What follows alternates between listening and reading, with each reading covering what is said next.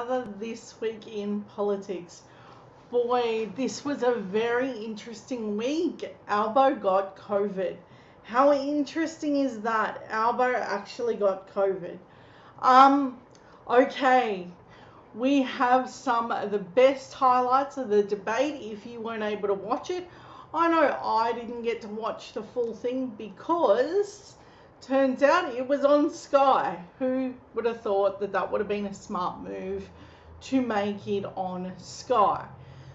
So we're going to jump right into this week's program. So I want to start off with the cashless welfare card. If you're not aware of just how detrimental it is and how serious they are about this rollout, I'm about to show you a couple of clips on just how seriously they're taking rolling that out. I hope everyone had a wonderful week because this is about to get real. Okay, who's ready? The age pension is a welfare payment. The age pension is a welfare payment. But we know from the lessons of history, if you want to look at future behaviour, the best indicator is past behaviour. Our Liberal National Government is committed to the cashless debit card. Deputy Speaker, pensioners have a right to control how they spend their own money without the government and a private company controlling where they can shop and what they can buy. Well, I don't see any reason why we shouldn't progressively roll it out over the country over time. Obviously, as you rightly say, this scheme requires a fair amount of administration oversight, so covering the whole country is not going to be able to happen overnight, but I don't see any reason why, given the evidence we've seen, the better outcomes, that we shouldn't hope for something like it to be rolled out right across the country as soon as we can. 80% of a person's payment is put on this privatised card, and a private company, Indue, controls when, where and how people can spend their own money. So do you plan to make it compulsory at some point? Well, I'm not going to preempt that. I think this is the start of a consultation. I mean, we've run a number of trial sites. We're seeking, as I said, to put all income management onto the universal platform, which is the cashless debit card. And I think then the conversation needs to be... I think it's quite clear what the plan is. Here's the thing that really bothers me, is that they're now hiding behind this facade of, oh no, we weren't really planning on it when this was the plan from the jump. And each time we get to an election, they don't like discussing what the real plan is. So I'm going to keep rolling this video just so people can keep showing it over and over and over that they do intend this. This isn't like a scare campaign or something. This is real. They're really going to do this. And they're going to do this to anyone that is in need of help or of what they've essentially paid into the age pension. You paid for the age pension. Just remember that. And they're willing to put you onto that card regardless. We had about what are the advantages of this card, and it's up to us as a government to go and sell those advantages in the hope that the Australian community will see the value. One woman was forced to beg Indue for permission to buy a bra that fitted her from a shop that wasn't on the approved list. And she was forced to send in photos. And the 7:30 report spoke to a single mum who was forced onto the card who didn't have enough gold coins to make the donation to get into the school fete. But I think there is potential for a national rollout. And they won't have enough cash to buy cheap food from the local fresh food market, or second-hand goods off the internet, or meals at the RSLs and local service clubs. The age pension is a welfare payment. Rolled out right across the country as soon as we can. But we know from the lessons of history, if you want to look at future behaviour, the best indicator is past behaviour. Our Liberal National Government is committed to the cashless debit card. The age pension is a welfare payment. The age pension is a welfare payment. That's the intent. Now, intent always goes to specific behaviours. Now, here is where I get really frustrated on this discussion. We are 4 weeks from an election. I have not seen an interviewer hit them hard on that. That is something that's really going to happen. And they have not bothered to hit them hard on this. So, we're going to do it. Watch this. We're going to be the ones to do it. Because if they're not interested in it, well, I am. and many of my viewers are too. So take a listen to just how deviant they are about Now, the this. federal government has confirmed there will be a number of trials of a welfare debit card that would stop people spending money on alcohol and gambling. The policy is not without its critics, with many welfare groups coming out against it. The idea for a cashless welfare card was raised in an Indigenous employment review that mining magnate Andrew Twiggy Forrest provided to the government last year, and Andrew Forrest joins us now. Welcome to the program. Good afternoon, Patricia. Now, the Abbott government has conceded it will have to allow some cash withdrawals when it trials its new welfare management card. This is against your recommendations. You explicitly said that you didn't want any money to be withdrawn. Are you concerned by this? Yeah, look, one of the failures of the Basics card is that it allowed 50% cash, and of course that 50% cash has gone to any range of substances, illicit alcohol and other, and if then people... Keep in mind that this mining magnate receives a lot of money from this card, and the LNP himself get a lot of kickbacks through having this card. So you're seeing his face for a reason. He's given the Liberal Party a lot of money to shut up and take it. So this is not something that they're just going to quietly go away on. They're going to push for this, and it costs them more money into the welfare system to roll this thing out. This will be an exponential moment in politics if they do this, particularly if they do this to the old age pensioners, when there was an explicit promise that they would never do something like this, that they would never tell people when they were paying into the old age pension that they would have to have some sort of weird CCP view of, well, I should just get to know everything that you spend, and if you don't spend it on what I say, well, I get to take it off you. It's a weird moment, and I'm really, really uncomfortable with the idea that they get to pretend like they get to have a look at everything that we're doing. And look, I'm well off from needing to be at that bracket where this is going to be a thing. But eventually I'm going to need probably something like this in my future, particularly if you look at the economic status. It's not equipped for people in my age group to be able to sustainably live and have that. I'm very angry with the ABC saying it all started from a comment made last year. What rot. People have been raging about it since the intervention in Aboriginal communities with the Basics card before the trials of the Induced card began. Right, that's a very good point. Hold on, let me go back to this. It wasn't just a comment. He made up lies. He made up lies about what was happening in these Indigenous communities. But it was on the premise of not just a lie, but such an egregious lie that he won't repeat it. I won't either. But the reason I'm not repeating it is because it's a slur. And it's an absolute travesty that he did it. And we need it to stop. Forrest and his wife would see people just handed food, not money, and tell them it's for their own good.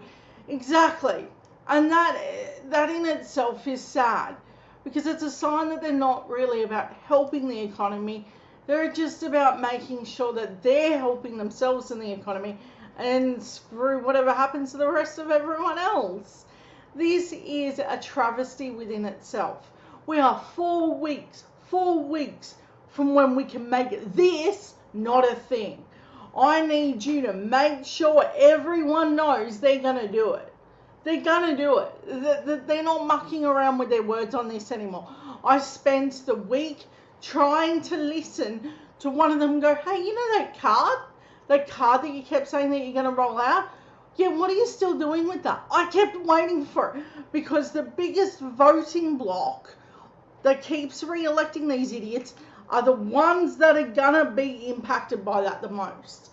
The biggest voting bloc, and they don't know that this is the plan. Why? Because the biggest voting bloc that supports this isn't hugely on social media. So they're not going to know. They're just not going to know. So you need to make sure that they know. Anyone that you know of that will be impacted by this knows that this is happening. They're serious. They're gonna get everyone on it. I have an eldest son in uni, and I can tell you this: if they do this to him and his generation, needing help for living out of home and all that sort of stuff, he's gonna get a part-time job and whatever. But that's still not going to be enough to live off, right? And if they force him to do that on top of it, how degrading for uni students to say, oh, no. You can live away from home, you can get extra studies, but we're just not going to help you with anything else. It's reprehensible. Okay, I want to continue this video. Turn around and say, well, the basics card failed. That's not the only reason, of course. The basics card you can only use in certain venues. You can't use it absolutely everywhere. A bank debit card can't be identified. Hold on, you can identify a bank card. But does he own like a franchise? I'd like to know if he owns a franchise where you can only spend it in this card in some Aboriginal remote communities. Has anyone asked that? It just occurred to me. What if he was doing it because his prices were more expensive than say, a local farmer that was selling potatoes or something on the side of the road, and he thought, I know how to get them. I'm going to buy up the nearest local store and I'm going to force them to only spend money here. Could there be a wedge thing here where he might be in more of a take than what people realise too? Not just on the take of this card, but what if he actually owned a franchise where you could only spend money on that too? Which is like a double run. It's possible. I reckon someone needs to figure that one out. We've had a little while to know what he's what he's been up to. From any other debit card, it can be used everywhere. And I'm just trying to convert my own personal experience where I've seen the devastation of what alcohol and drugs has done to some of the finest Australians. Nope, if you're worried about alcohol and drug abuse, I think you need to start with Parliament House. They snort enough, and there's a prayer room that they're not using for prayer, if you're catching my drift. Look, if you're so concerned with how people are misusing taxpayer funds, I dare say Parliament House is a good place to start. And if you remember, before the prayer room story, Sam Dastyari was openly admitting a lot of them were putting something up their nasal passage. Look, I have to be really careful about the allegations made. And it's true that if they're really concerned about where their taxpayer funds are going, I want to know why we fund a full bar of Parliament House free of charge and a Comcast service to take them all home safely. So they get pissed on the taxpayer fund and then they get taken home on the taxpayer fund. Congratulations, Australia, but they don't think you should be able to have a beer after work. It's a little bit weird, and they would charge you more money to grab that beer after work because they keep upping the price of it every year. I've ever met, which I've been lucky enough to grow up with, and seeing the insidious grip of welfare-funded drugs and alcohol come and destroy this. So you are concerned? You are concerned that the government's still going to allow cash to be withdrawn? Look, I realise that that it's a very easy argument, Patricia, to say, oh, you've got to have some cash for the school tuck shop and this and that, but school tuck shops do happen to have debit cards and credit facilities. My concern is that the cash which is allowed will go straight to the substances which are trying to draw people away from. And I do say to those people who say, look, how would Andrew Forrest know? Please remember that I grew up in pretty tough circumstances. I grew up amongst the This is one of them. I know a person of colour, so yet I get to dictate how and why they live this way. I don't want some white guy running around telling people in Indigenous communities how they're living. That's just not acceptable. I want an elder to tell me how they're living. I want them to express their concerns. I don't want some white guy that's digging up their land that they looked after for centuries for them to turn around and then go, hey, I need this white guy to tell me how to spend my money. Nah, it's a travesty. It's disgusting. He does the typical racist talk of, I know people. No, you don't. What you know is you know how to play on the Australian people with the old tropes of being racist. And that's how you got your foot in. And a lot of stupid people bought into it because we haven't brought ourselves forward to, hey, if you do that in the Aboriginal community, what stops you from doing that to the rest of our communities? That's right, nothing. Because if we were willing to accept it in our remote Aboriginal communities, what stopped them from expanding it? That was just the way in. It's a repugnant thought that they needed someone like Twiggy Forrest to be their saviour. The same guy who wouldn't care how we left a mining site. That he wouldn't even clean up and he had to be told how to do it. No, it's repulsive, honestly. Let me know your thoughts. Aboriginal people that I truly love, and I've seen what's happened as white fellas, drugs, alcohol, and other substances like acid have helped to really harm those communities. And but what happens if the machine breaks down, if people can't get money? Sorry, Patricia, what was that? What happens if the machine breaks down, if people can't access money? Obviously, there are real concerns about their access to human rights, their right to exist if they get into a situation where they can't access money. The government's obviously tried to address that. You don't think that it will work at stopping gambling and alcohol being purchased now? No, this is exactly the human right which I believe that Australians owe to their most vulnerable, and that's we don't give up on them. We just don't tick a box and say, here's a bunch of cash each week.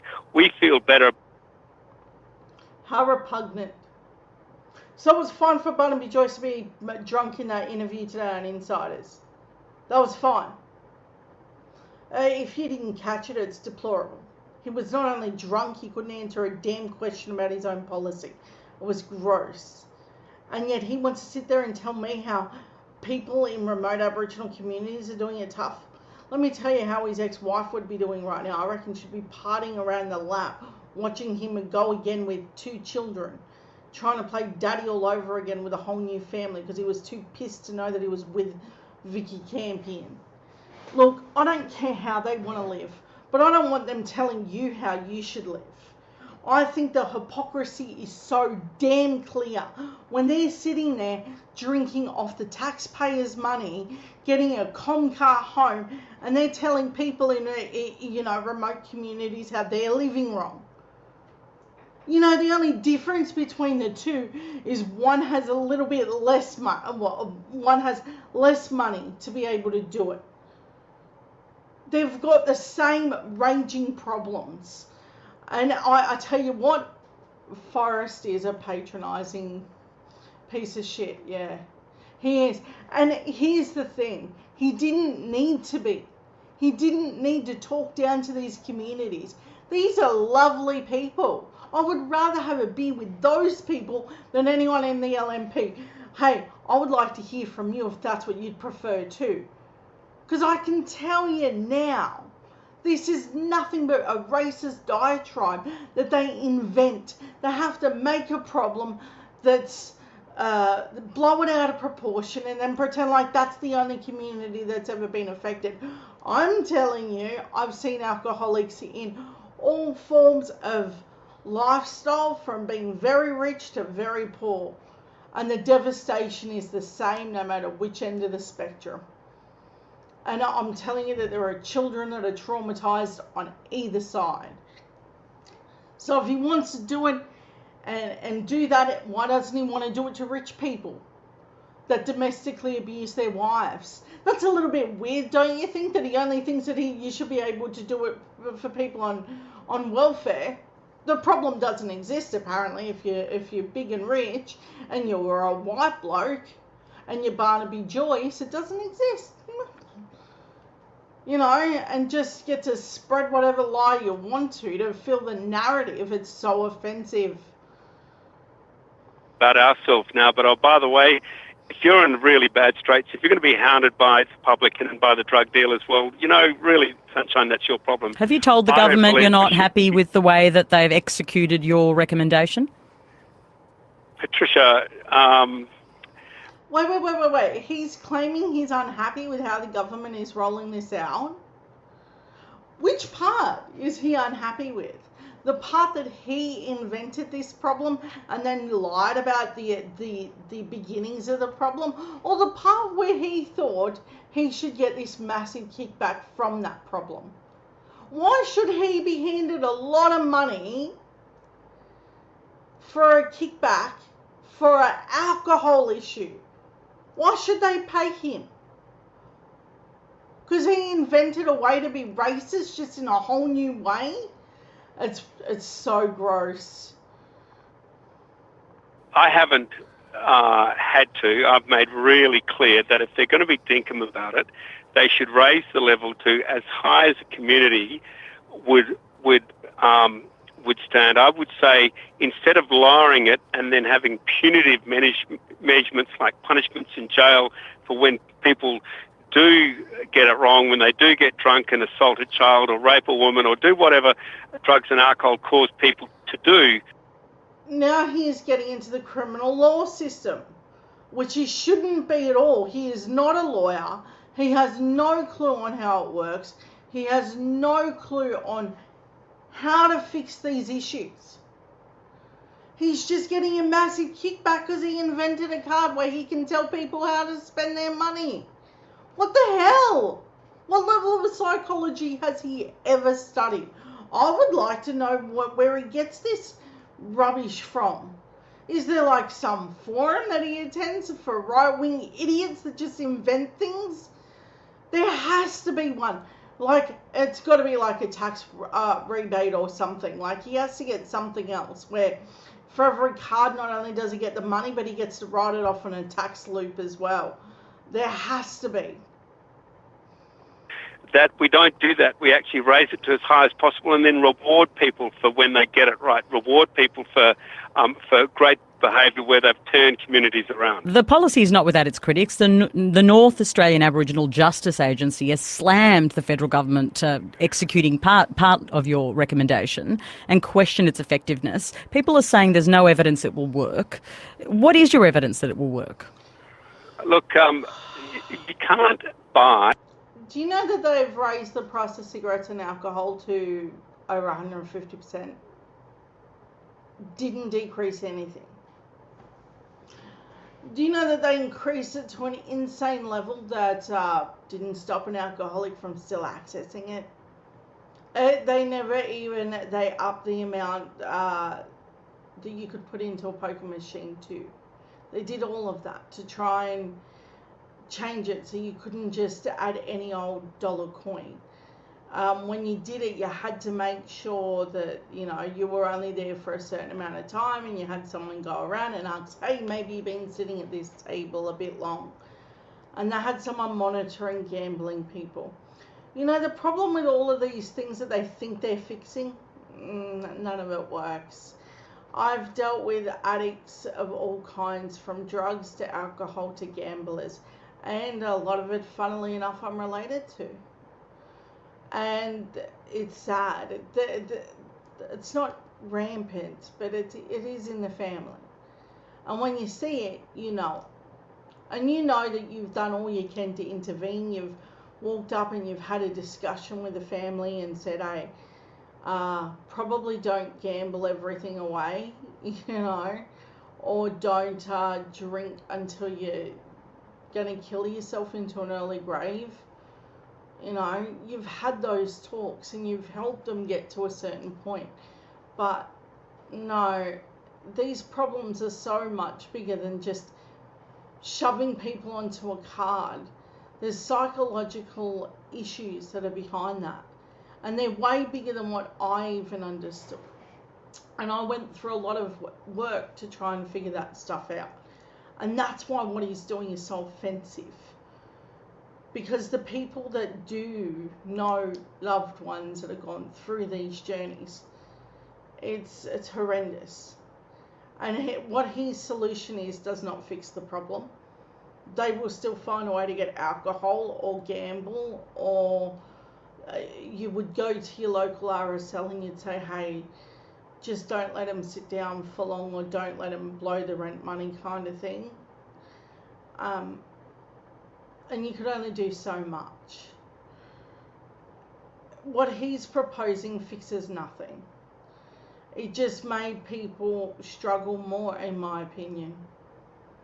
And what was already issues in community just got bigger.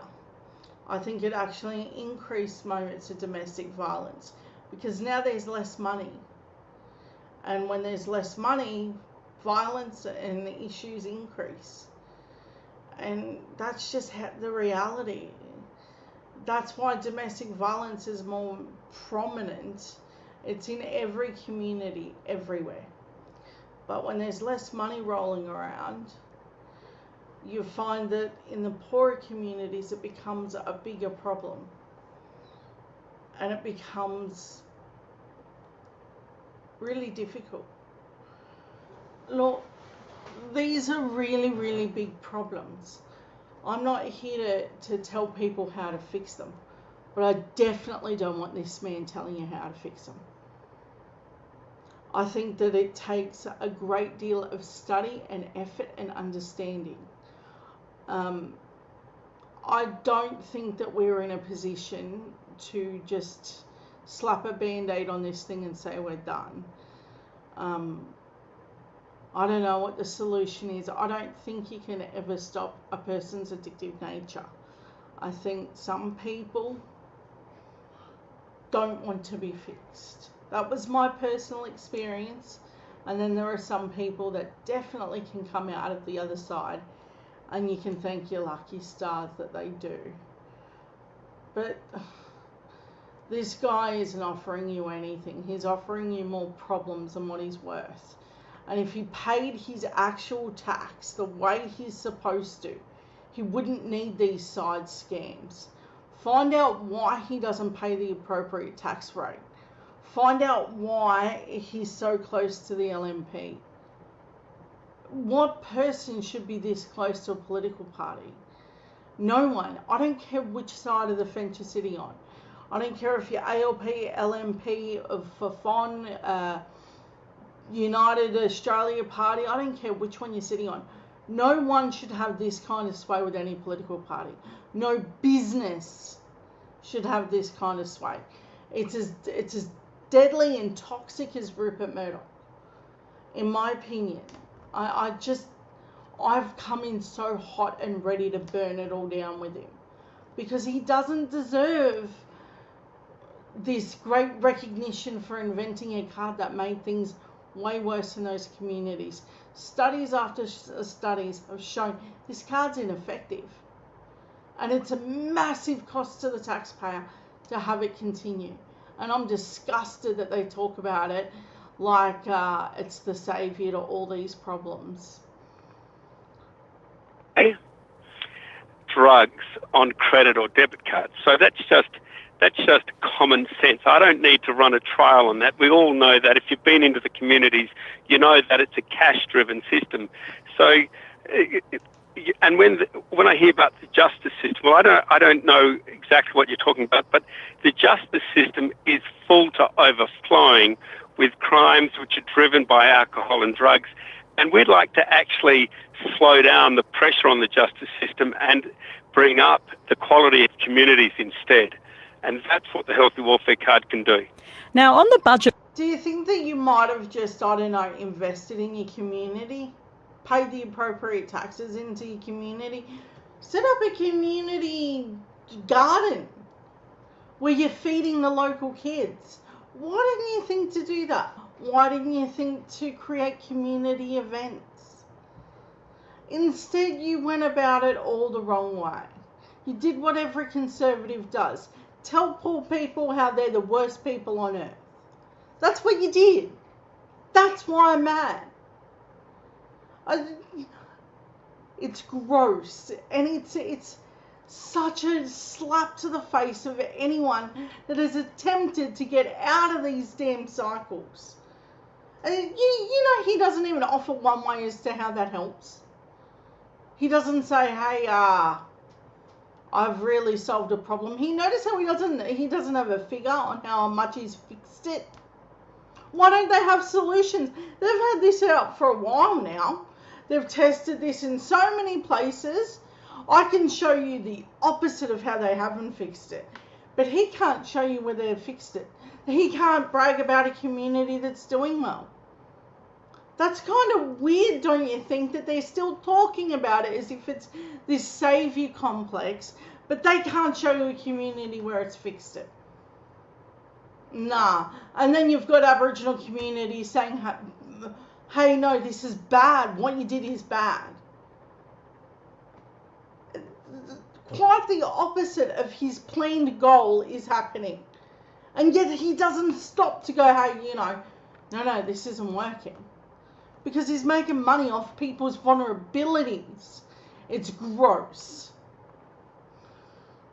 More broadly, business groups have rounded on the Abbott government for a seemingly relaxed approach to its second budget. Australian industry group boss Ines Willocks, for one, says the government can't afford to stand still. This is in relation to the Prime Minister's comments that it will be a dull budget.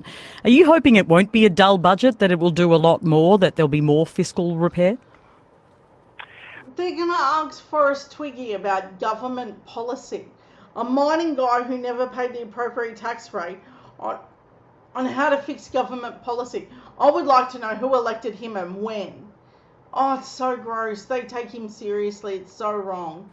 Patricia, I really did agree to take this call to talk about our most vulnerable Australians. I'm hoping that the budget will address that. I'm hoping that the budget will spur the economy on. We have for some time been pretty relaxed about commodities, keeping Australia riding high, and of course now there's a big question mark over that. But Australians are highly industrious. If you take the roadblocks away from them, and I'm hoping this budget will do that, then we can spur our economy on, and that's how we will help our most vulnerable Australians. But Patricia, can I bring you back to the healthy welfare card? Yeah, please. We have to change the system. Those people who say, let's keep the system exactly as it is, let's keep an all-cash welfare system, and let's just hope for a different result. Well, I'd say to all those people, that's crazy. We will only get a different result if we do it a different way. Let's give something else a try. An all-cash welfare system to the most vulnerable of Australians has absolutely failed. See, he admits it, and he knows it. He's openly admitting to you, no. We're not just going to attack the people with, that are poor. We're going to roll this thing out bigly. They know it. Watch it. He's telling you. Tell them, can we try a different way? We've only got a minute left. I have to just ask you, do you think this version of this card that they're now talking about is basically a different version of what we already have? No, I think the healthy welfare card is a bank managed debit card as opposed to a CDEP or a government managed or a Centrelink managed card with. Notice how they don't ask him, hey, how much money did you make out of this? What's your deal? Why are you making money out of this system? Why are you making money off the poor and the vulnerable? Seems a bit weird, don't you think, that they don't ask? It's managed by bureaucrats, not by the banks. The banks can drive this, so it's almost costless, if not costless to government, and absolutely efficient to every user who ever picks it up, because banks basically want the business. They don't want the person not to be able to buy a kilo of flour or whatever they need. They actually want them to be able to do that so they can get the business. Well, have the right people in charge, not the bureaucrats, and that's why it'll be so different. Thank you so much for joining me. I know you're in China, and I really appreciate you taking this call. Thank you very much, Patricia. And that's mining magnate Andrew Twiggy Forrest talking about his proposal for a cashless welfare card. The government said it will trial a version of that. And we've also got some news that Julie Bishop has now... So that is from 2015. And they still don't have any positive data on it. But yet they're still going to roll this thing out on a big, wide scale. And they don't care. Show me a positive data point, a town where they're raging well because of it. I hear Aboriginal communities saying that they would like it gone. I don't know how they get away with doing it. I really, really don't. And it's gross that we're still having these talks like this is the normal thing that we're doing. I don't know. I would like to hear your thoughts on that, but yeah. Next story I've got is on energy and how the government has been misleading people on its talking about it. Okay, where is it? Here we go. Okay, now we know for a fact that they don't just deceive on energy talks. They don't just say, well, here's the numbers and whatever. They go straight to, well, ALP's going to wreck it with no evidence at all. And that's basically the play here. And they do this year after year, and then they go, well, they're just going to tax you. They don't address the issue. They just go, well, Labor's going to tax you. And then they're like, well, hold on, why would Labor do that? To do what exactly? The media is so weak that it doesn't go, oh, you mean that they're trying to fix a problem which we kept ignoring for climate change and we really, really need to do something about? What they do is flat out deception, and the media helps them do it.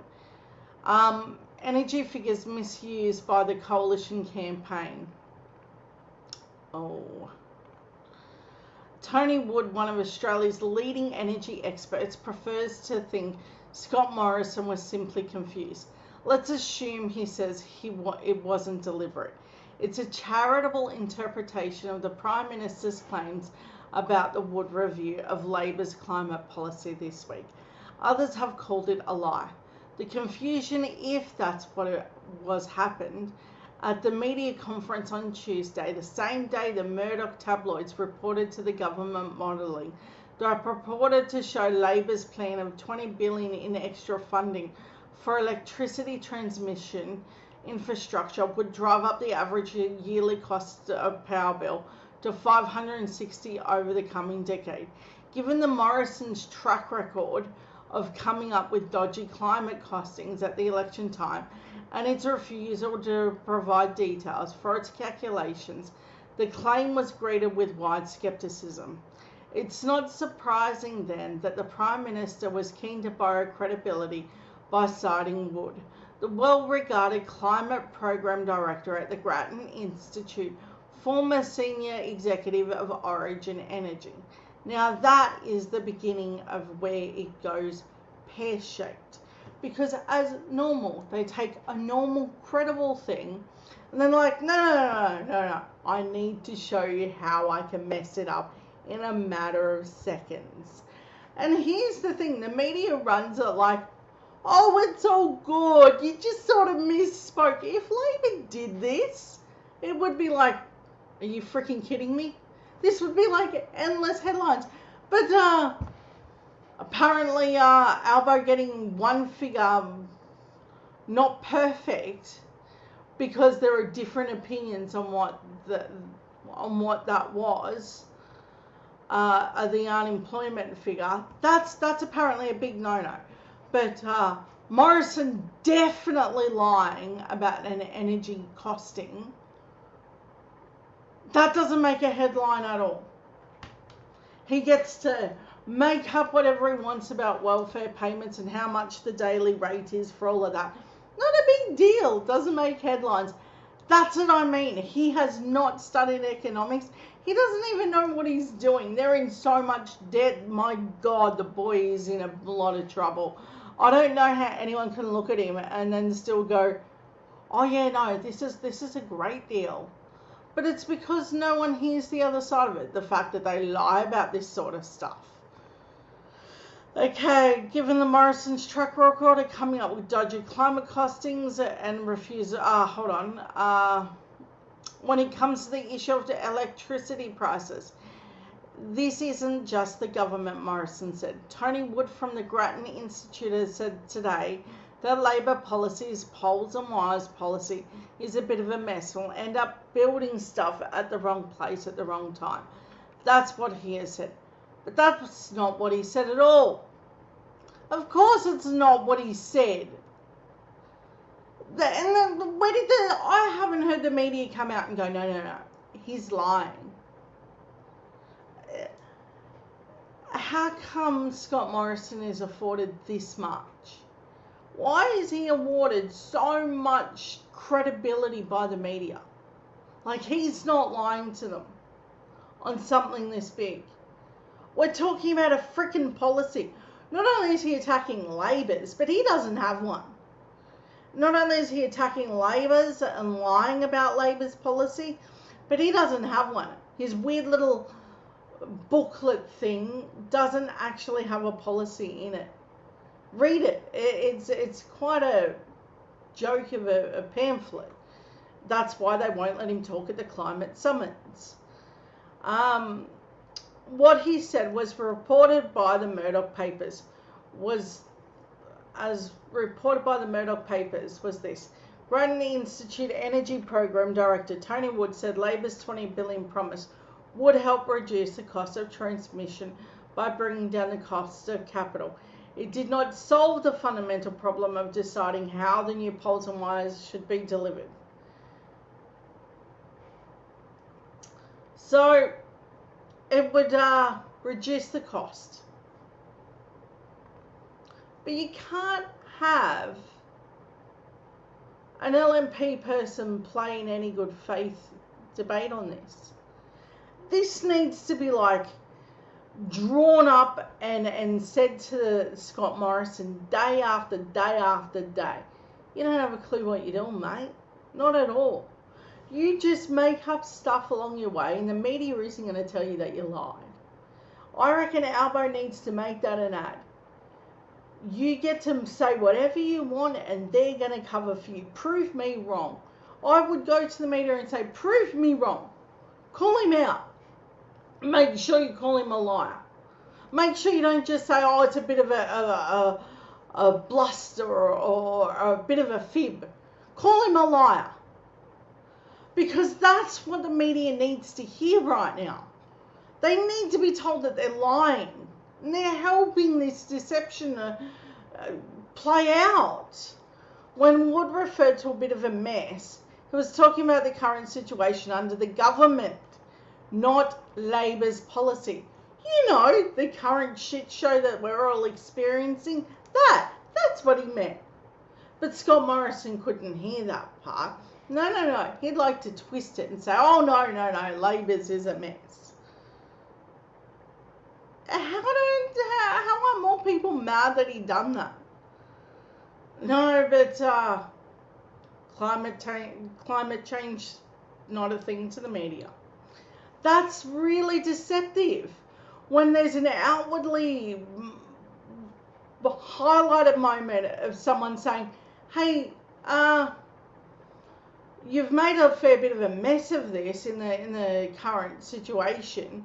Labor's policy is good, and that's how it should have been discussed. But the media didn't do that. That's not how they discussed it at all. The government's so-called modelling was a press release containing an unsubstantiated numbers calculated on the basis of dubious interpretation of Labor's policy. Would, among others, suggest it was the back of the envelope exercise carried out in Angus Taylor's office. That's where we're at. It's deplorable. They just make up stuff. The media goes, yeah, that's true. No retraction. Or if they do get one, it's on page 14 in this tiny little square that goes, oh yeah, sorry, we got it wrong. No big headline. We have 4 weeks, people, and we need to make sure this stuff makes headlines. We need to make sure people hear that this is going on. In the interest of clarity, Wood reiterates his point so it cannot be misunderstood. Labor's approach, which is to provide low-cost finance through new infrastructure fund, would they say lead to cost savings?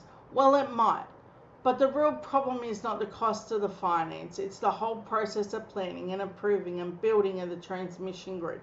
To support all the renewables, he tells the Saturday paper. We've got renewable energy projects that can't connect to state governments who want to have more renewables, and yet we're not getting on with the job of building transmission infrastructure. That's the mess the next minister, whoever they are, needs to sort out, because it's been sitting there for the last 3 or 4 years not being fixed. Now there lies the bigger problem. Nothing has been done on climate change. The Morrison government clearly took statements and twisted them around and made it sound like it was Labor's fault, as they do. I don't know how I'm able to contain myself detailing how bad this lie is. There is a broad brush plan to fix it, he says. The Integrated System Plan, ISP, produced by the federal government's Australian Energy Market Operator, AMEO, provides a series of pathways to the decarbonised future. But the devil is in the detail, because of course no energy policy is just willy-nilly out there. Labor's aren't just cost effective, but they work. And not only does the modelling show that they work, but other countries have gone on to adopt the great Labor policy of carbon pricing. And then not only gone on to do that, but use that money in offsetting, charging companies a little bit more for carbon, but investing in cleaner projects, which in turn creates more jobs and gives a cleaner carbon footprint. So it's a win-win. But that's not the problem that I'm seeing outlined within the public rhetoric. The problem sits here, is that the media doesn't say that. They say, well, what does it cost? Well, what does that mean for you and me? What it means for you and me is that we give our kids a cleaner environment, more jobs are made, and I don't know, cheaper energy bills down the line. And that's repeated truth that needs to be said. We need to repeat that until they get it through their thick skulls that this is the best way to do it. And the media need to be shamed into the idea that they can't do this anymore. That climate change is real, and that we're going to be effective in not only beating it, but we're going to create a hell of a lot of jobs when we do it. The sequence in which you build stuff makes a big difference, says Wood. Building it too early is a very bad idea, but building it late is equally a bad idea. And that's where the challenge lies. The regulatory bodies have struggled to get on with the deal. News Corp's coordinated attack on Labor's climate policy this week are almost identical to the attack run on the 2019 election with minor variations. Can I go back further and then say that it's back from 2012? In fact, let's go back to the years of Kevin Rudd, even before that, when they were trying to talk climate policy. That's what makes this such a bad faith talk. And they know it's a bad faith situation. In that campaign, it was News Corp's national broadsheet, The Australian, that ran the story rather than the company's tabloids. Again, there was a leaked damaging modelling. The headline ran, Carbon Cut Apocalypse, Cost of ALP Energy Plan. And then they put it out there like it's an apocalypse, like everyone's just going to die. It's fear-mongering at its best. At worst, it's deemed one of the most disgraceful things I've ever seen in political history. What business model is it great to turn around and tell people, hey, yeah, it's going to cost you X amount of money to fix a problem. But if you fix that problem, we're going to tell you that that problem never existed. And not only does that problem not exist, but we're inventing it. That's how they're selling it. And it works. It's weird that people haven't realised that climate change is real. I spoke to my 15-year-old about this, and she said this basically: if you're still living in a land where climate change isn't real, I bring you the times of flood, fire, and I don't know, weird cyclone patterns. And if you still think climate change isn't real, ask why there's a truck that needs to now drive up to certain dairy farmers to give them hay to keep them around longer so they're able to keep going. What was once an area where they had enough food to keep these cows fairly well healthy now need to have hay shipped out to them, and they need bigger dams built, and they need water shipped out to them now. My 15-year-old got it. But adults in my age, no, not a thing. It's disgusting. And I don't think that we're in a position to go backwards. The only way now is to keep going forwards and to start making progress.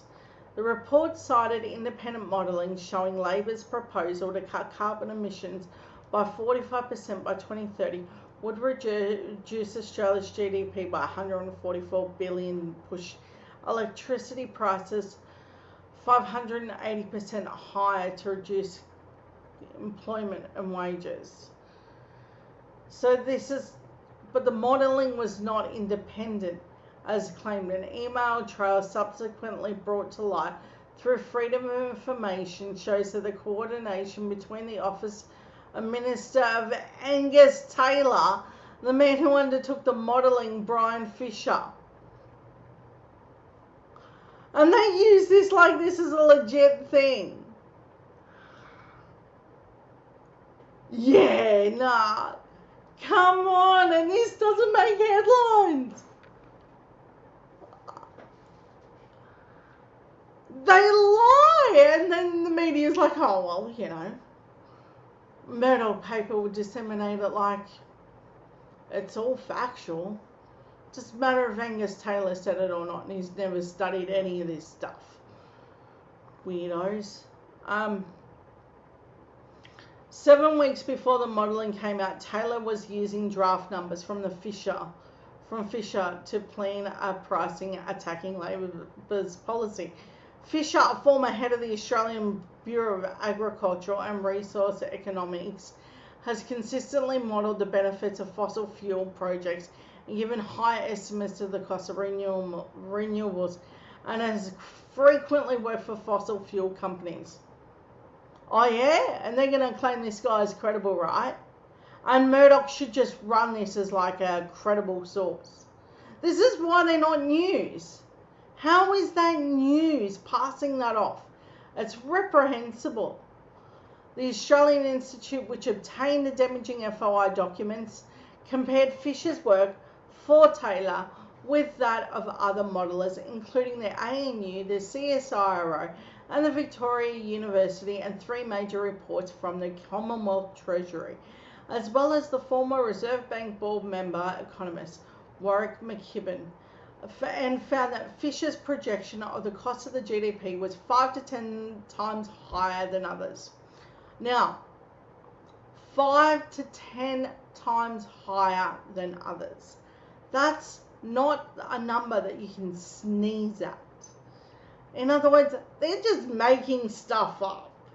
That's what I'm going to go with. They're just making stuff up as they go along.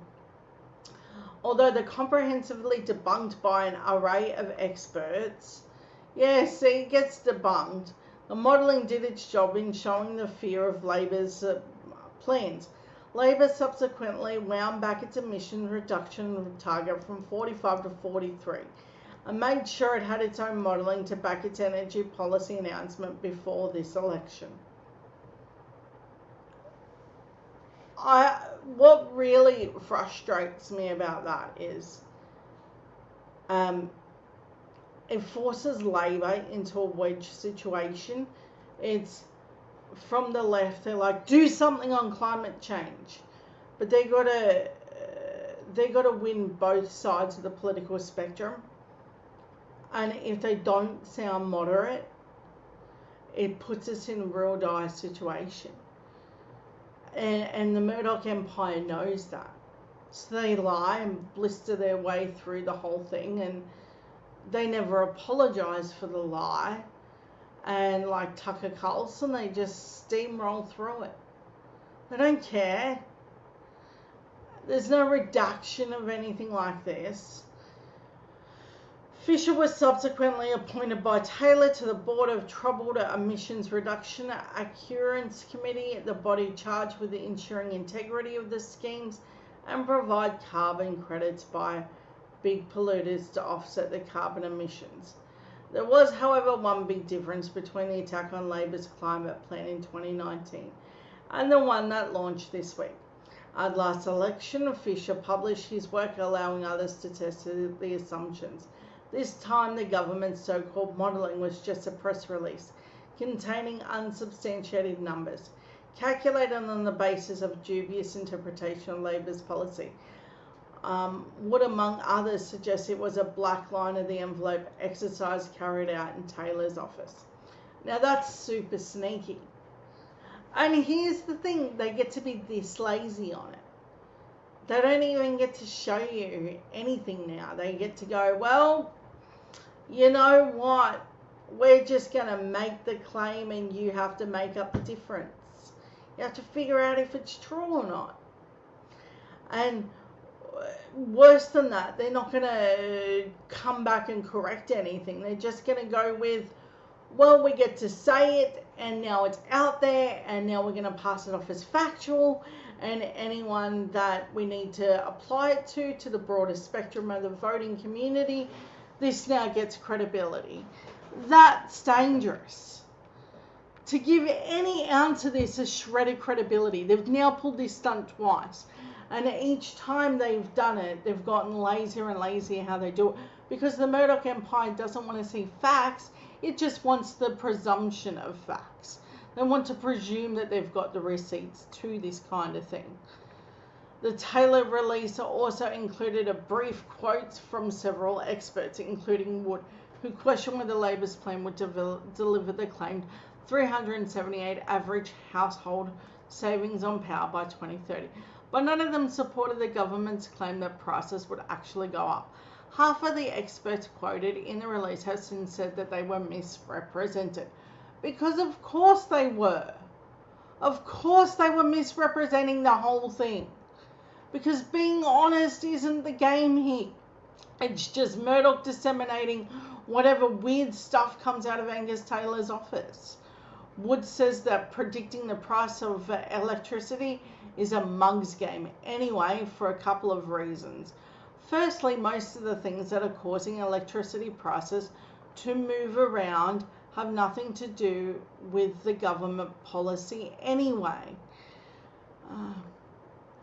he says. And secondly, there's so many of them that anyone who thinks that they can predict what prices are going to be in 3 or 4 or 10 years' time has absolutely got rocks in their head. Why? Because you can predict things, but you can't actually prove it. There's nothing to prove it against. This isn't... lots of things could change in the meantime. Say if things get really much hotter, the need for, which it will, the need for things like air conditioners will go up, which means that more people will need to turn on an air conditioner. Now you can sort of model if that will increase the price of power, but you can't say how much it will cost overall unless you know exactly what it will be rated at that year. That's why what they're doing is so deceptive.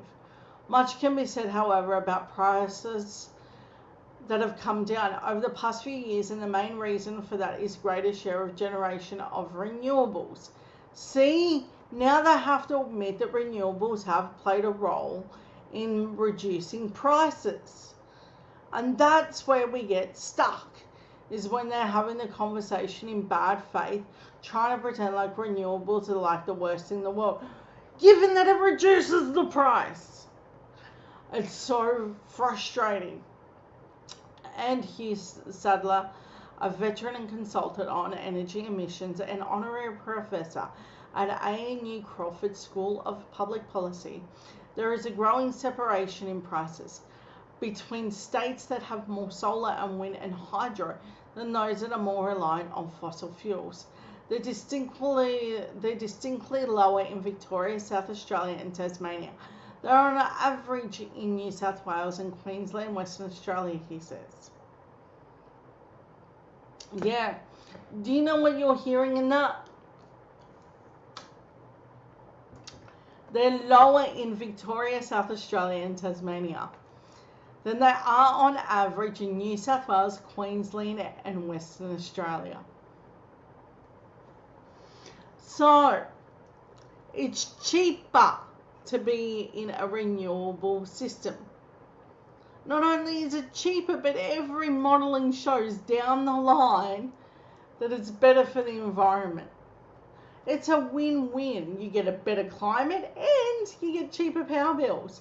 But you can't have the media run that truth now, can ya? Power prices have come down in Queensland significantly. Recently it was announced it'll come down another $50 each quarter.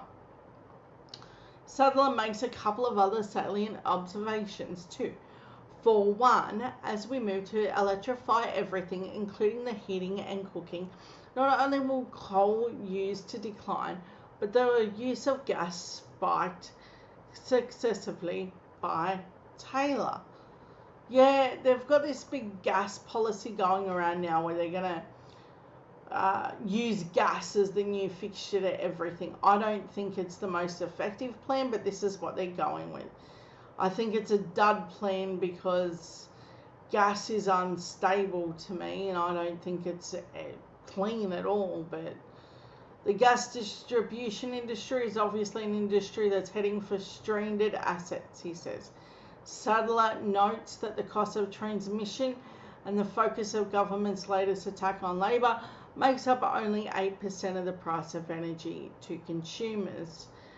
He further notes that the latest iteration of the integrated system plan has projections for prices out in the future that really don't go up. See, when you put it to the test a little, it all crumbles like a house of cards. It sort of looks like, hey, those figures don't appear real at all. Like, weird. And he echoes Wood's words, saying planning under the current government for the transmission changes needed to accommodate more renewables has been a complete mess. Sadler has not analysed the detail of Labor's plan, but gives it some credit for at least putting some additional public money back into the system to build transmission links and making some attempt at planning for the future and not just leaving it. Constitutionally, electricity supply is a state responsibility. In the past couple of decades, there has been any real attempt to coordinate the state markets and grids, and only much more recently the federal government has been directly involved. Its first big initiative, Snowy Hydro 2.0, which was originally a Labor plan. But, you know, the Liberals have a way of usurping whatever Labor does and bracking it into some sort of oblivion. So watch how they will make a bungle of this, like they did the NDIS funding and many other things that they sort of put their grubby little mittens on and then pretend like they're fixing things like education and Medicare. They're grotesque at its best. And I'm so angry about it. The largest committed renewable energy project in Australia, but is widely seen as a textbook case of how not to move towards a decarbonised future. Many experts see it as a poster child for unplanned development. In other words, the pamphlet didn't work, Mr. Morrison, and go back to the drawing board, talk to real experts, and actually do the homework that you're meant to do. Dude, you earn a lot of money. You have all these weird consultants The empathy training didn't work, and lots of other things that you're doing is not working. Energy policy is just a side note for you, I'm gathering.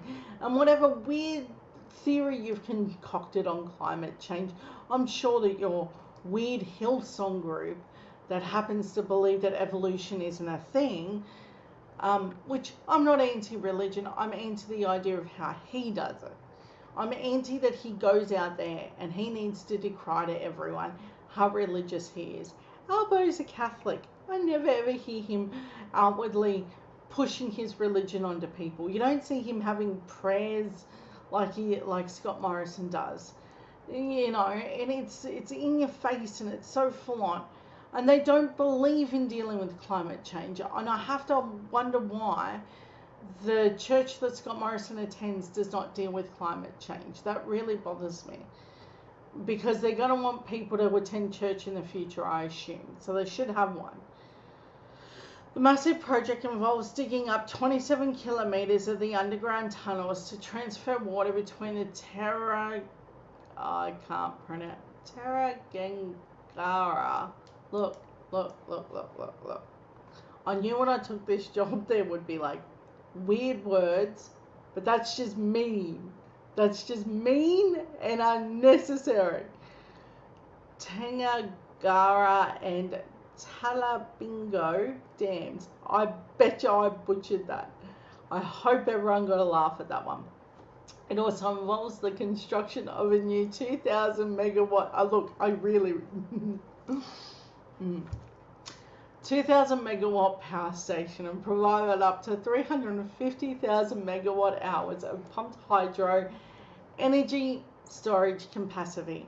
Sadler doubts whether it would have gone ahead had it been subject to any sort of detailed cost-benefit analysis, which is how the Liberal Party operates. They don't have to tell you how they're going to do it or what it costs, because what media would ask that question, right? Looking at you, Patricia Karvelis, or David Spears today, you know, you had several moments to ask Barnaby Joyce about what would cost what, and you didn't take it. So sad. Okay, moving on. Instead, it says it was an arbitrary decision of the former Prime Minister Malcolm Turnbull. What? Wood too is among many who question the financial justification for the project, even if it was necessary at some point, and it wasn't yet. He says arguing the scheme has caused uncertainty in the market. People who might have gone ahead with other projects backed off because Snowy Hydro 2.0 was going to be this huge gorilla when it was built, and will have enormous market power, which must give regulatory bodies the reason for concern. Perhaps the strongest criticism, however, comes from Bruce Mountain, an energy economist and director of the Victoria Energy Policy Centre at Victoria University. You know what I just thought of? I want you to tell me how funny it was trying to say those words. That's what I just thought of. As I'm reading it, I thought there's probably going to be other funny words. I want you to tell me how funny you thought it was. Okay, focusing now. Mountain says that the government rushed into the project without proper consideration of the costs, particularly those of its transmission connection, leading to enormous blowouts and likely higher power prices. When the government announced the project and proceeded with the project in early 2017, it was expected to be finished by 2021 and the cost of $2 billion. You see the projections? Now watch this. Now it's estimated that the cost of the tunnels and power station will be about 3 times that amount and more than $5 billion. That the scheme will not be operational until 2027. It's more than $5 billion from 2. And it won't be operational until 2027. This is like the submarines deal all over again. And you just got to go, how are they elected? Like, how do people go and go, yeah, okay, I can vote for that. It's so gross. Like, I tell people all the time, no, you do see this, right? I'm not the only one who's aware that this is like the worst idea ever imaginable. And that they have, it's like the NBN. They're like, we've got a cheaper model, costs 3 times more, it's now copper, and guess what? You won't get a good internet. They're like, told ya. Why would you vote for someone who was going to wreck the NBN? Why would you vote for someone who had created a policy that's now 3 times more than the cost and won't be ready until 2027? This is real stuff. We're going to be dealing with this stuff for decades. Terrible internet and terrible energy planning. Let alone the moment of realizing that we're going to be so behind any other fast-moving nation that we're sort of going to be left in the wind going, hey, little help? It's strange. I don't know what we were thinking with this government. This country needed its head read for this. Now it's 2022. They've only dug the first kilometre of 27-kilometre tunnel, and they've already had a cost blowout, Mountain says. They've used a surplus set aside, and the transmission lines were set to cost $1.3 billion. Now they cost $3.3 billion, maybe 50% more. Yeah, this seems like a plan. It's almost like you're electing a guy with a plan that doesn't have a plan. But they will tell you that Labor's plan's bad. Either which way, and that's the media rhetoric. It's, no, we've got the better plan and it's cheaper. Doesn't turn out to be cheaper, it turns out to be the worst idea ever imaginable, but the media won't tell you that. This is so gross. I'm so angry. And 50% more. Mountain argues that the benefits of the transmission lines would largely accrue to coal generators. In the years since the Snowy project began, he says the technology is passing the project by and potentially challenging the whole notion of a national electricity grid. While the current federal government has dithered, it suggests that the states have run way ahead of the game. Now that's largely true. States have taken on the role of federal government, not just in terms of energy policy and making wind a major part of it and solar and creating those sorts of things, but in the pandemic too. How your Premier handled it was largely due to them just not listening to the Prime Minister if you're in a place like Queensland, Western Australia or Victoria or even South Australia. I congratulate the former LNP Premier on his handling of COVID. It's not as great as I would have wanted, but it was largely reflected on the same way Dan Andrews handled it. Tasmania too. They also have an LNP government. They handled it pretty well by and large. And they were able to isolate a lot better, which is why you don't hear about it a lot. So I think that the federal government have dropped the ball and premiers have largely picked up the slack for this. And it's disgraceful that they get away with it, the federal government does.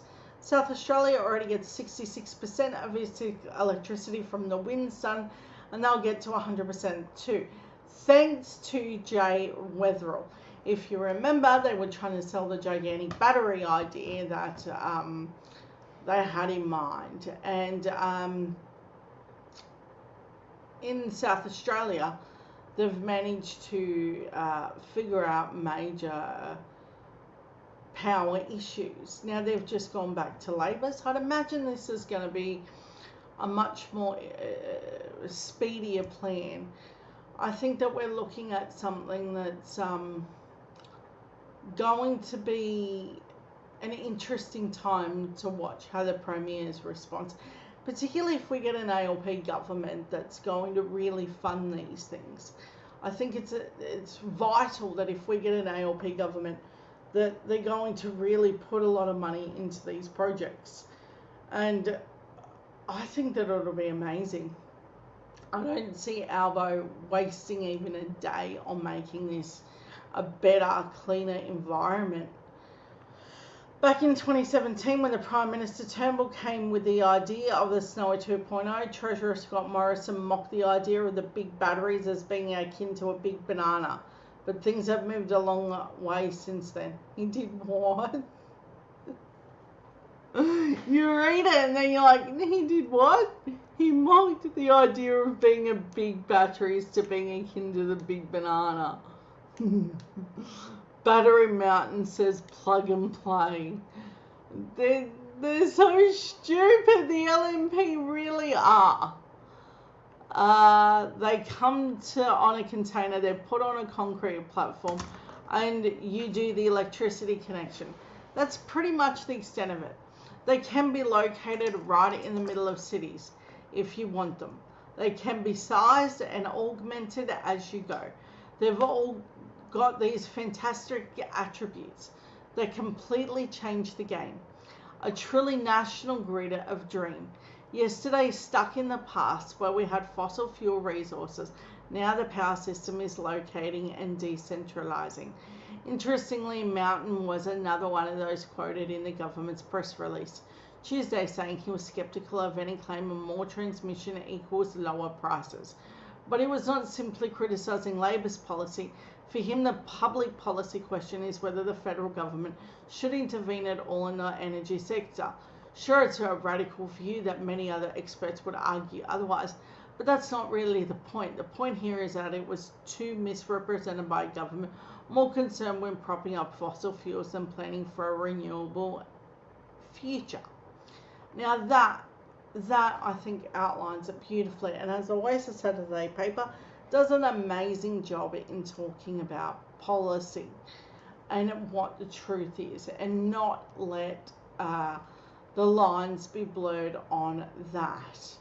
And I think that that's important, that when we're having these discussions, that we do it in an honest, fair and balanced way. Now, I want to get to our next story. Now, I want to talk about the warnings of Penny Wong.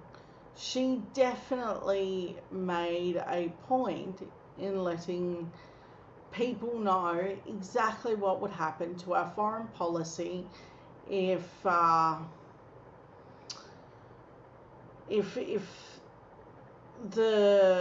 LNP was allowed to continue in the way that they are. And I think that this is really deceptive that we're in a moment with Scott Morrison and how he talks about it. They're trying to spin it like they've got the upper hand here, but the LNP just don't, and they've drastically failed all of this in such a big way. They've always claimed to be this big, huge on foreign policy, and that they know what they're doing, they know how to secure the borders, but none of that's true. Let me just flat out tell you, none of it's true. And this becomes clear. Listen to this. In terms of in terms of their, let's understand what the coalition went in terms of in terms of their credibility on climate, into a forum with a whole range of leaders from nations for whom climate change is an existential threat. He went in with emissions rising, without a plan to reduce emissions, with a history of people like Peter Dutton making jokes about Pacific Island nations sinking underwater. And of course, Michael McCormack saying climate change was fine, they'd be fine because they could come here and pick fruit. Is it any wonder that he walked out of that having alienated people that we want to be close to? We have to recognise that the Pacific Island nations have a right, can choose who they choose to work with. What we must do is we want to work to be the partner of choice. I don't think what the Prime Minister, how Mr Morrison behaved, nor frankly how a number of ministers have behaved over a number of years, help us be the partner of choice. I think we have diminished our influence in the Pacific with our refusal to take climate change seriously. I mean, these are leaders for whom this is the most important strategic threat. It's the most important threat to the livelihood and well-being of the people of the Pacific. That's their words, So and we're not responding. Are you suggesting we've pushed these nations into the arms of China? I'm suggesting that we should make sure we are the partner of choice. That was the whole logic behind the Pacific Step Up, which we called for, which Labor called for. And at the moment, what we've seen is a Prime Minister who's really, I think, failed to discharge his responsibilities when it comes to Australia being the partner of choice in the Pacific. Do you fear China will exploit this opportunity? I'm not sure fear is the word. I mean, I think I've said to you, China will do what China will do. China will continue in our region, in the Pacific, in Southeast Asia, will continue to assert its interests. They've made that clear. That's what great powers do, and we need to continue to assert ours. We need to continue to be the partner of choice in the Pacific, and that's taken a big hit at the moment with the Prime Minister's behaviour, Mr Morrison's behaviour, and we need to continue to work for what sort of region we want. Okay. I think it's clear that we're in a position that is a making of the Morrison government, where they pretended that they had some magical fixture for all of this stuff. And Penny Wong has made it clear, since 2019 at least, the Prime Minister and his Cabinet's position is reprehensible. They use these racist moments of, well, it's not our problem, you know, what happens to those little islands, and we shouldn't invest in helping them out. It becomes repugnant. So when China reaches out their hand and says, no, we will help you, we're in no position to be friendly and say, oh, no, you shouldn't do that because it's not in our interests. What right do we have anyway to redress the Solomon Islands after we've treated them like that? If we were good friends with them and we helped them along and helped them tackle climate change, we would have more standing. But we threw it off into the wind and then pretended like Solomon Islands is the problem, not the LNP. It's reprehensible. It happened on the LNP's watch, and they need to be held accountable for doing exactly that. And I'm furious that it's being rolled out as if the debate should be they're somehow stronger on policy, which they're clearly not. Next I want to talk about Albo's best bits. Now, if you didn't get to see this week's debate, I didn't really. All I got to see was some pretty amazing highlights. And I've got to tell you, some of it I was pretty impressed with. Well, all of the highlights I've seen, I was pretty impressed with. Just finding it. Sometimes it has this weird thing where it's difficult for me to find it. Okay. Here we go. Agree that Australia, Scott and I agree that Australia is the greatest country on earth. But I believe we can have a better future if we have a better government.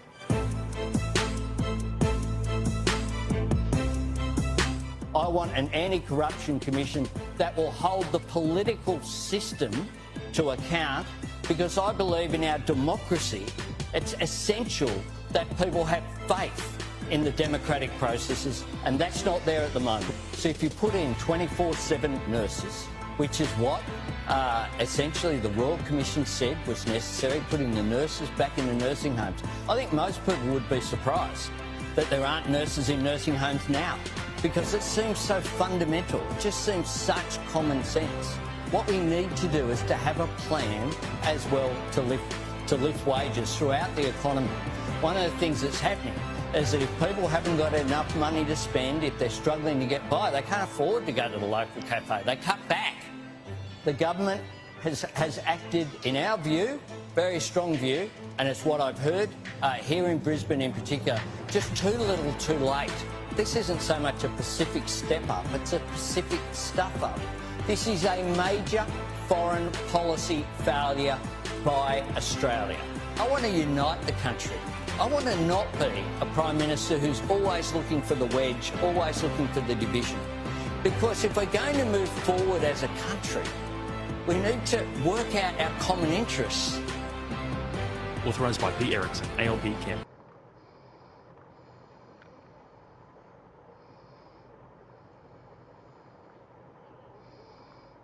Okay, so that being where we are, I think now it's time to show you this. Even the LNP hate the LNP. You have this moment where, I know, inside sources sort of give you little tidbits, but there's nothing as juicy as hearing it right from the horse's mouth that they're planning to not vote for their own. And it becomes this really interesting moment where you're like, why wouldn't you vote for your own? That's a little weird. Well, there is a story as to why that would happen. But it's a strange moment when you're looking at it. So here's a story I come across, and it was interesting in its nature to see just how quickly the LNP fall to pieces. 15 months ago, Josh Frydenberg asked if we could get a coffee. Today I'm the volunteer manager for Monique Ryan. Her 1,500 volunteers in an attempt to unseat him. How did this happen? My father was a Liberal Premier, but I can't support the party. In 2016, I was encouraged to work for a moderate Liberal Party MP, who I'm choosing not to name. The national interview was one of the most homophobic experiences of my life. The climate skepticism, sexism, and disregard for the basic scientific principles didn't help. If there are the moderates, who the hell are the Conservatives? The truth out there is there little difference between a moderate Conservative and if you vote for the same way to protect the same selfish culture, promote the same lines. People claim that the moderates are nice people, but it's not enough to be a nice person. You have to be a good person. Good people who would take action on climate change, deny schools the rights to sack LGBTQ people, and support anti-corruption commission. Good people don't attack their own state as it struggles to control a pandemic, or use charities as public institute to advance their own political causes. The legacy of Scott Morrison and Frydenberg is a forecast for $1 trillion of debt, stagnant energy sector, and a decline in Australia transparency on International Corruption Index, and fostering what I believe is the worst political culture we've ever known. These are not the achievements of decent people. The lack of substantive leadership has caused the Liberal Party to lose its way. The commitment of small Liberal values has collapsed. Can I, put it right there? There's no small Liberal value idea. There's not. And anyone running on the idea that it exists is lying. There never was this moderate candidate. It was sold to you as moderate. They're all extremists and they all would do terrible things given the opportunity. They would sell their own mothers if they got the opportunity. Why do I believe that? Because when Scott Morrison wheels out his wife and children and takes these weird photo ops, they're there for his props. They're not people, they're props. Props are just sort of placement figures. They're not actually asked anything real. They're asked, oh, how do you feel about how they're talking about your husband? Never talked about anything substantively. where if you have a look at someone like Jill Biden, she is asked real questions. She's asked about climate policy and education and a whole raft of other questions. We do not have the political cojones to go around and ask our wives of these leaders or girlfriends, hey, what do you think about his policy to do that? It's interesting because the Prime Minister himself isn't actually asked good questions. So that, to me, this small liberal, tiny little thing, you know, that they have these moderate views, no, I call BS. They were always extreme, it's just now it's more notable. And now it's on social media and you can see it and you can pull it up at any time. See, the Murdoch entity was great at painting you a picture. But when you were able to paint your own picture and you were able to pull up the facts for yourself, it became incrementally harder to ignore the extreme values that these people were portraying. Like, they always said these terrible things about our Indigenous community, the LGBTIQ community. They always said these terrible things about our youth and many other things. They always had these diatribe views on welfare recipients and many, many other things. But before you couldn't collectively cut and paste those things and add them up to a whole party, now you can. See, so this idea that the former, the daughter of a former premier with a liberal doesn't want to vote for them anymore. No. They're not embarrassed about their legacy of what they were before because it was well hidden. Because Murdoch did a bloody damn good job of making that crap hidden.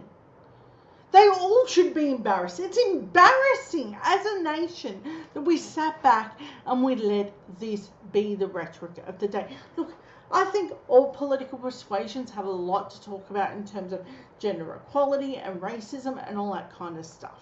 I think that there is a lot of work to do.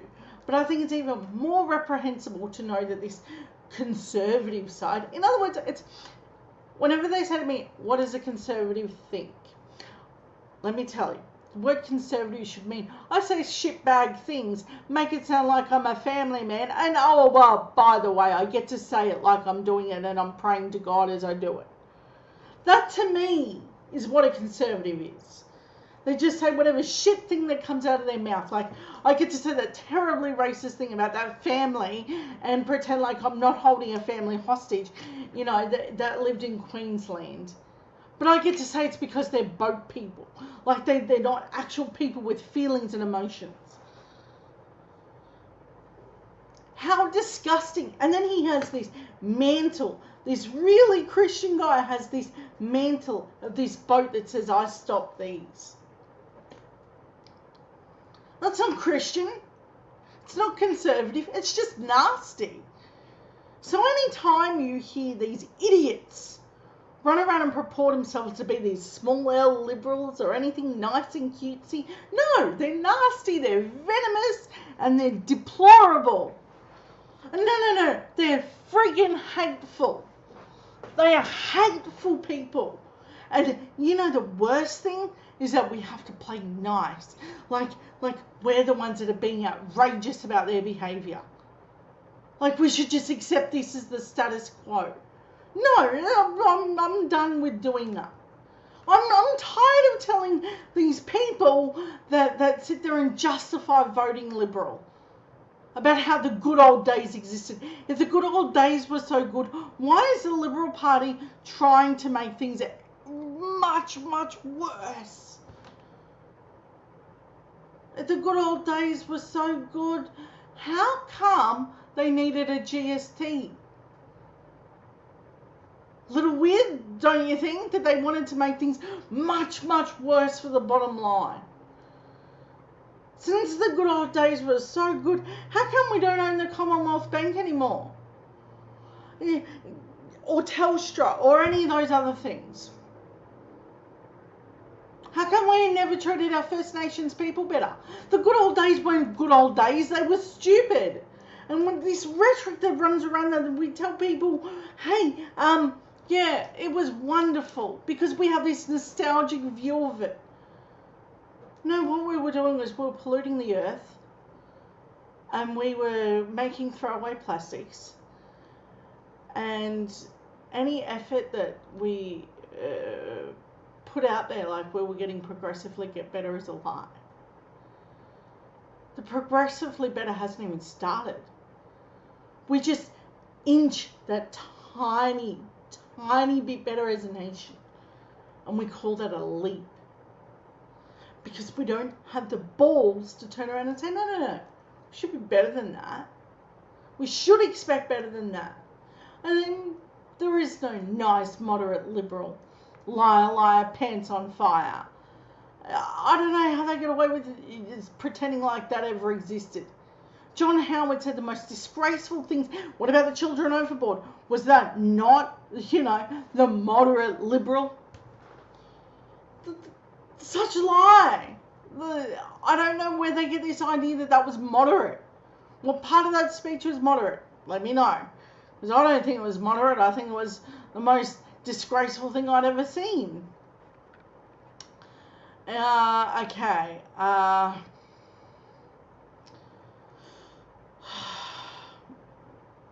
Good people would take here we go.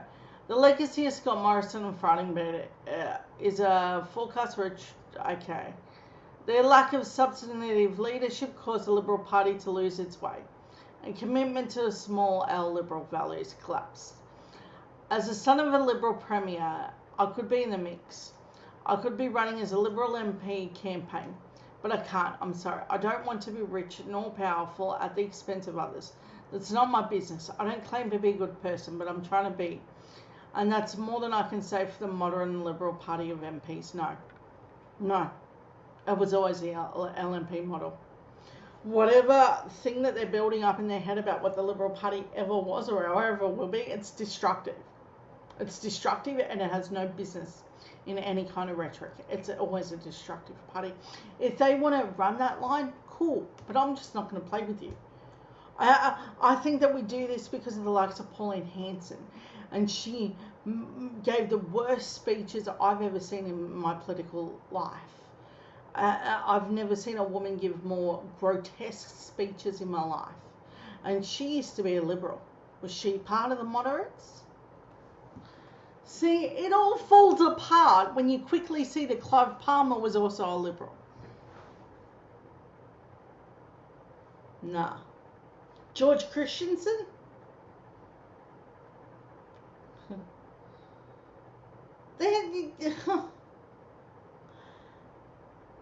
I tell you now, there's no such thing. It just doesn't exist. They're all gross. From little Johnny Howard to the rest. Now, I get it. I'm 5'1" and I get to still call people little. I do when you act little. It's wrong. It's wrong on so many levels. I've slowly distanced myself from the party. In this next generation of leadership, I saw little to admire. If we want better leadership, we have to foster it in the community ourselves. You know what? I would have started with your dad. Whoever he is. Don't care. Because that was the generation that brought on this one. The selfish, I don't give a crap about anyone. The young liberal, disgusting types. The ones that write homophobic things. Oh, they're so gross. Josh never followed up on that coffee. That's okay. 3 months after that call, I joined 20 other people in Founding Voices in Kooyong. 7 months later, I met Monique Ryan, a paediatric neurologist and the head of the Department of Neurology at the Royal Children's Hospital. In Dr. Ryan, I found a selfless, hardworking, intelligent leader. Someone with a demonstrated lifelong commitment to her community. Someone ready to champion action for climate change. And integrity in politics. Someone prepared to do the politics differently. Can I say I'd be really, really sad to not have that as a neurosurgeon still? Like, I get it, she's running and it's wonderful and that kind of thing, I get it. And she has a climate change policy, but I would have to think that this is in a Conservative seat. Otherwise, how did little Joshy get it? Which means that you have to have some weird right-wing value system that says, I hate people. I think that should be the slogan. You know, whenever you see a Liberal Party person go, oh, so you hate people. They go, no, okay, show me how you like people. Do you like people to live? Sure. Prove it. If you like people to live, show me your climate policy. You like people to live? Don't attack the welfare or the Medicare industry. Just saying. If you're not a death party, prove it. I would challenge any Liberal Party person to come at me and definitely say they're not for a death cult. I mean, it's a really interesting thing when a party purports itself as the For the People party, but says, no, Medicare should all just not exist. How is that for the people? Like, taking away healthcare, one of the most essential things. How about not having a climate change policy where you're wrecking the earth and making less clean drinking water? How is that for the people?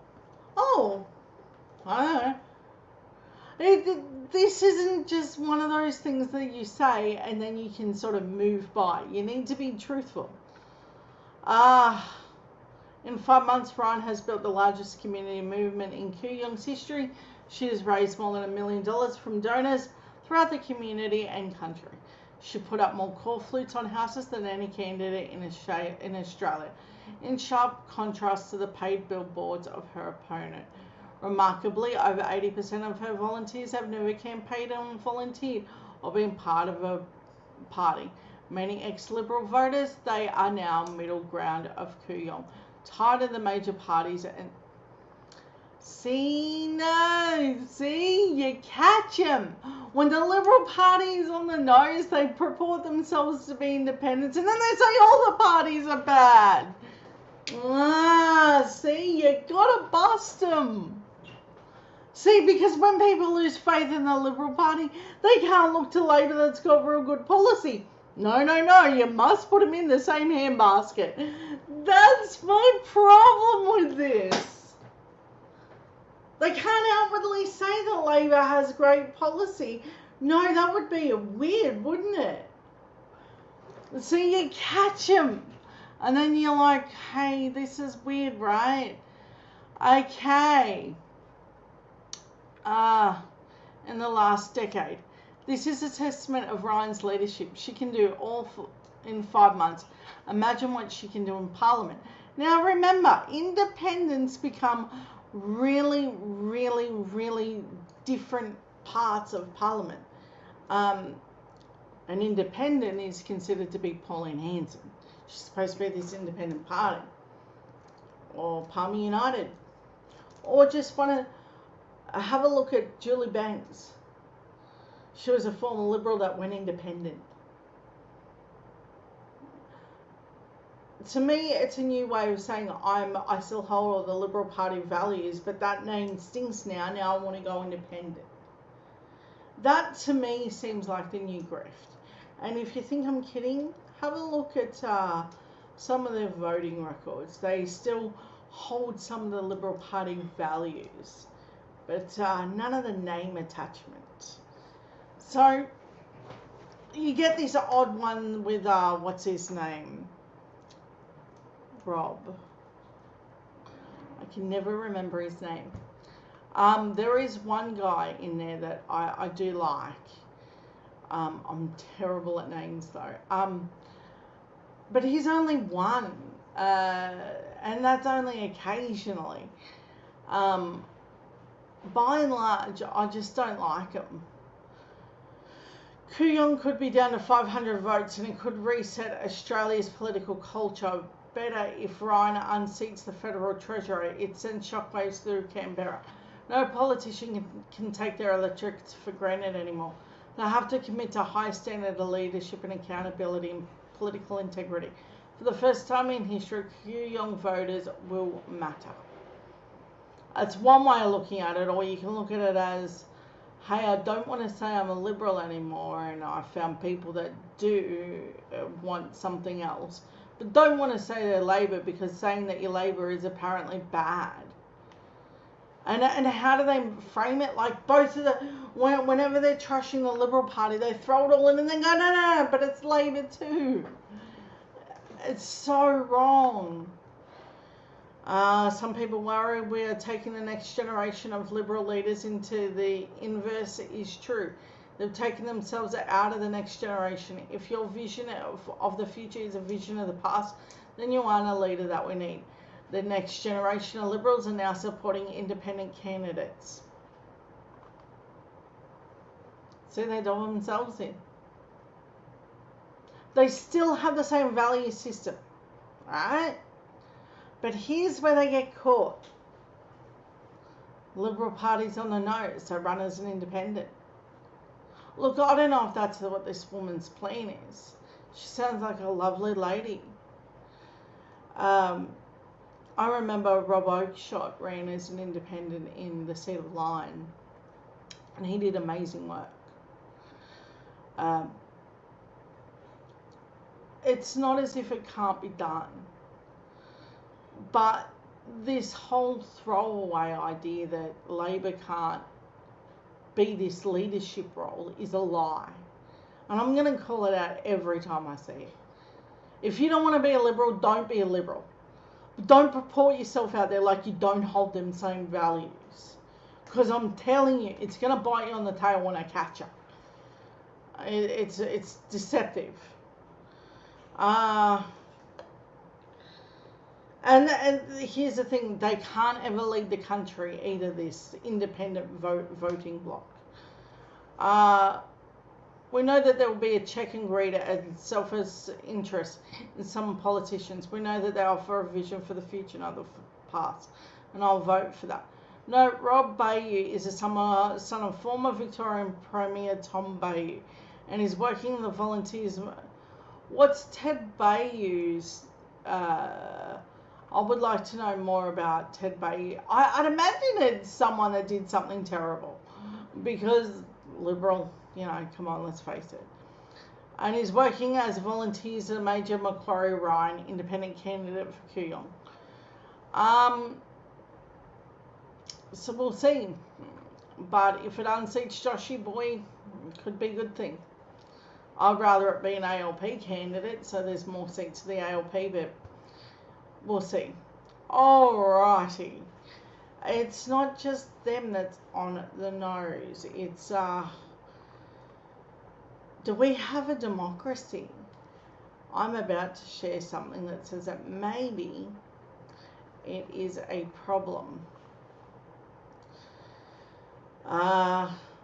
Imagine if you could hold your political leaders accountable by asking them questions like, hey, don't be a racist or a terrible person.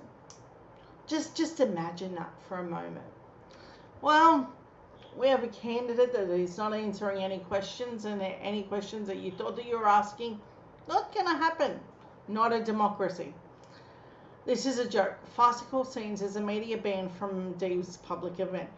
Voters and Liberal Party members were kept waiting more than 45 minutes to meet controversial candidate Catherine Deeves on Friday night as advisors schemed for her to avoid the media waiting in Forestville, RSL. Now remember, this is the lady that said transphobic things and things about suicide. That's her. So any position that she has would be horrible.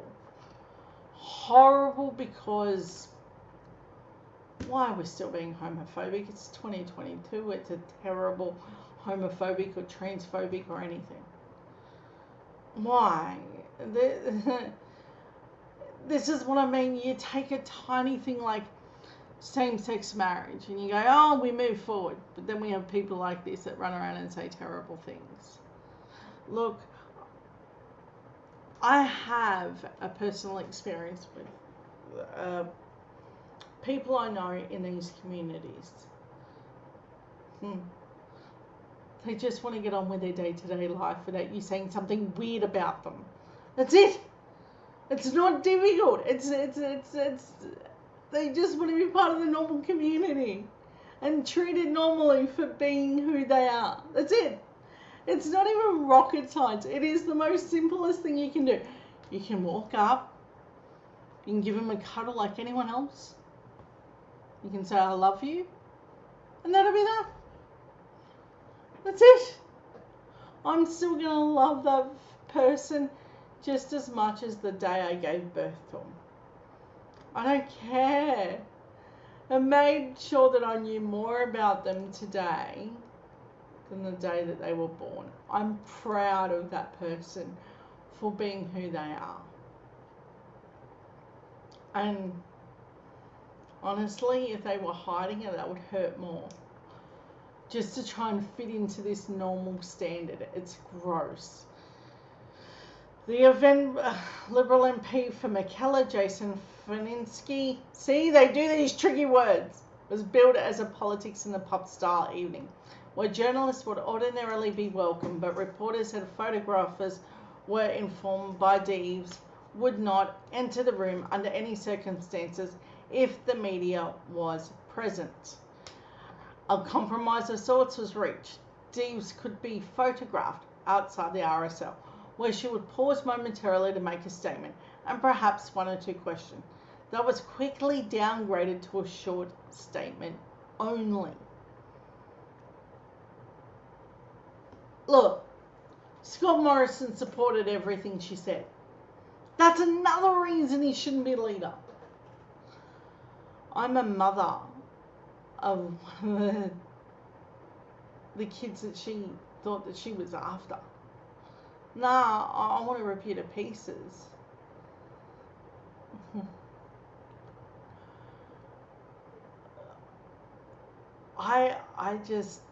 I'm enjoying being a mum.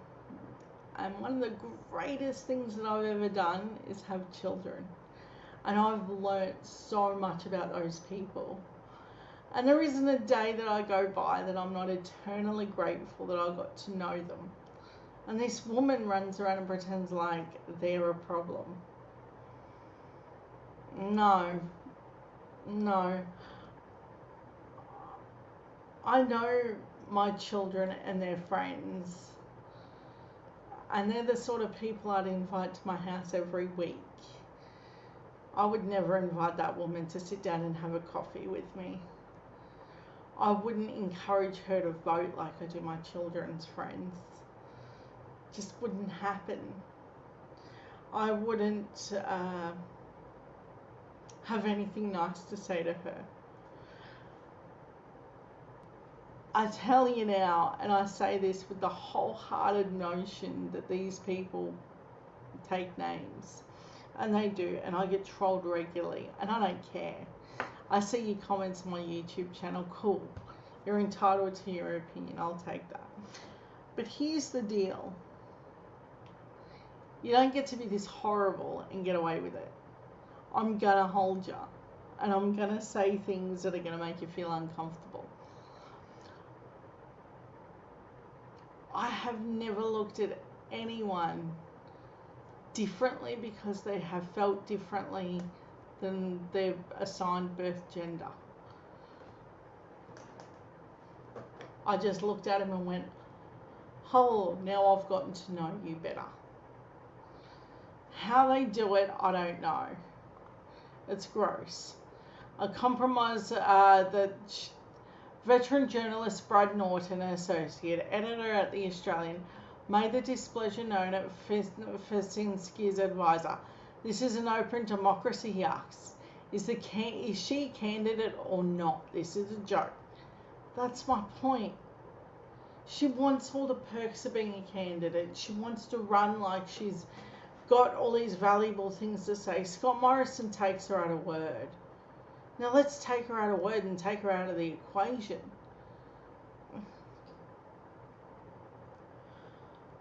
If you've ever had someone close and you've heard someone say something terrible to them, I tell you what, it runs through your head how much you want to harm them. It does, and the violent thoughts that run through your head as you're hearing it. I tell you now, and that's what they want. They want people to respond with vitriol at them. I'm not going to give a fuel to do it, because I've seen it. And I'm not just saying that. If anyone attacks my baby, I instantly become a bit crazy. But it becomes worse when it's repeated.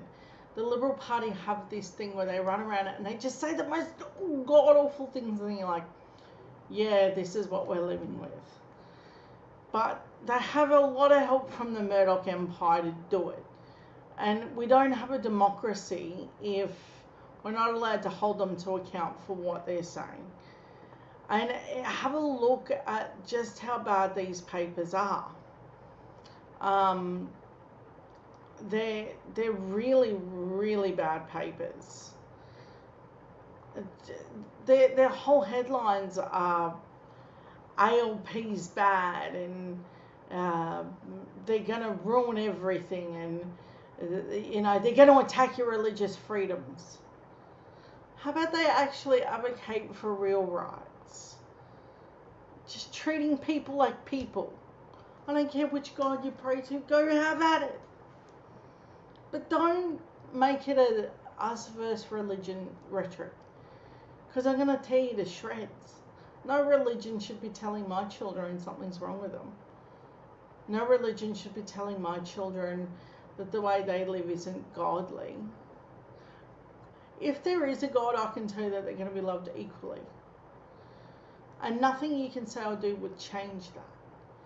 And if the media want to make it about ALP attacking religious freedoms and pretend like ALP are the bad ones here, like the boat threats and Albo's at sea, all at sea, and leader won't bully sibling over China, and you know, they've got this terrible moment where you can just see that they're not good. The media isn't behaving like a good faith participant in our political discourse. And if they wanted to, they could be more honest about their position. I mean, take a look at this headline. None of it's true, but it didn't matter. Murdoch doesn't care how truthful something is. They just care that they get to say it. It's really, really wrong. And I'm really shocked that they're allowed to do this. I don't know how normal this is. This isn't normal to me.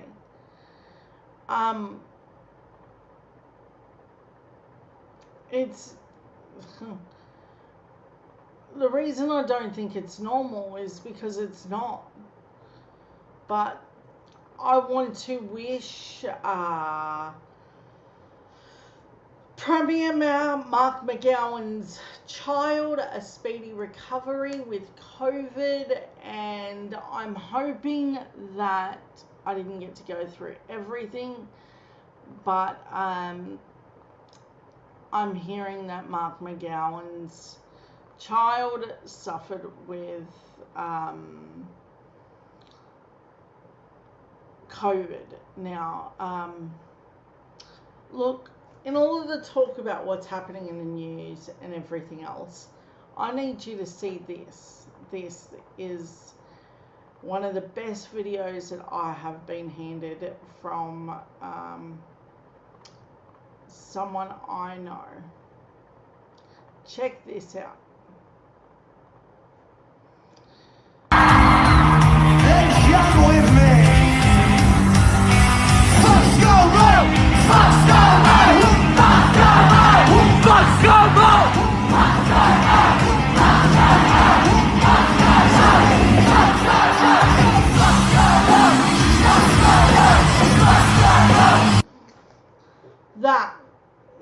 way that the public should be feeling about seeing all of that. To me, that would be the outline. But I think that that's about it for tonight. And I think that we've reached a point where next week we're going to be able to talk about much more. I think that we're at a point where this election only has 4 weeks to go, and that's a long time in a political discourse. I hope to see you all next week, same time, same place, and have a good evening, guys. Bye. Let me know in the comments if you see anything I missed.